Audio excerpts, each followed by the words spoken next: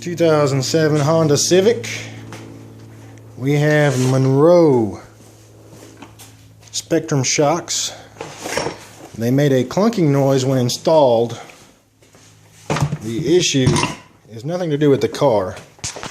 The issue has to do with they have a 1/2 inch hole in the bushing. You stick it in there, see all the excess play. As you're driving down the road, the clunking noise is actually popping on this bolt. Stick a 4 to 6 thousandths feeler gauge in there, the clunking noise goes away. When you compare it to the stock shock, minimal play in the bolt, because this is metric.